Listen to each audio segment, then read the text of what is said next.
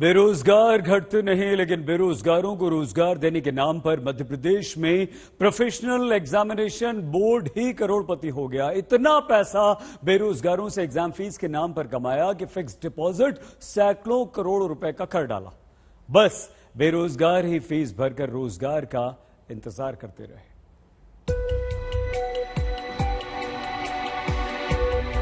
सतना के प्रिंस और ग्वालियर की शालिनी सिंह की तरह हजारों बेरोजगार मध्य प्रदेश के ऐसे हैं जिनका एक सवाल है, क्या जिन संस्थाओं पर बेरोजगारों को नौकरी देने का जिम्मा है, वही संस्थाएं बेरोजगारों से पैसा कमाने की मशीन बन जाएंगी? सवाल की वजह विधानसभा में पूछे गए एक सवाल के जवाब से है, जिसमें मध्य प्रदेश के प्रोफेशनल एग्जामिनेशन बोर्ड ने साल 2017 से 2021 तक 239 करोड़ 26 लाख 58 हजार रुपए सिर्फ बेरोजगारों से परीक्षा शुल्क के नाम पर लिया है, जिसमें 2017 में 100 करोड़ 67 लाख रुपए, 2018 में 42 करोड़ 22 लाख 32 हजार रुपए, 2019 में 27 करोड़ 39 लाख 27 हजार रुपए और 2020 में 62 करोड़ 88 लाख रुपए। 2021 में परीक्षा फीस के रूप में बेरोजगारों से 6 करोड़ 9 लाख 94 हजार रुपए लिए गए। 10 साल में 1000 करोड़ रुपए से ऊपर की सिर्फ फॉर्म भरने की फीस लेकर मध्य प्रदेश की बहुचर्चित परीक्षा कराने वाली संस्था व्यापम ने क्या इतनी नौकरी भी छात्रों को दी है?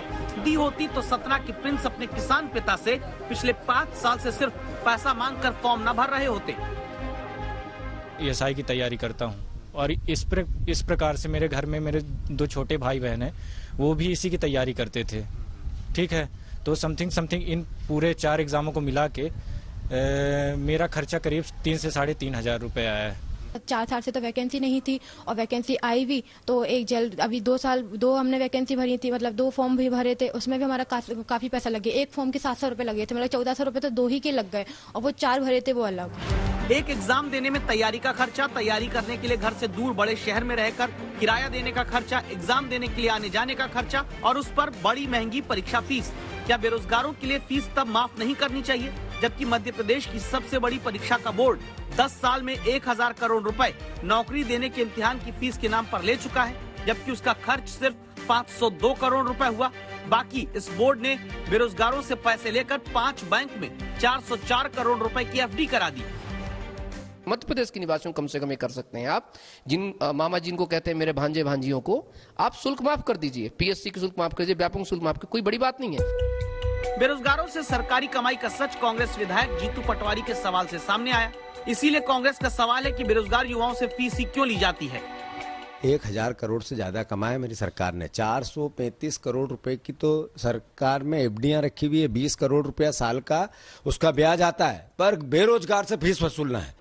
जिस दौर में सरकारें फिल्म देखने के लिए टैक्स फ्री होने का ऐलान कर देती है, क्या तब मुश्किल आर्थिक हालत के बीच बेरोजगारों से परीक्षा की फीस लेना भी माफ नहीं होना चाहिए? इतनी नौकरियां नहीं दी, उससे कहीं ज्यादा की बेरोजगारों से कमाई कर ली।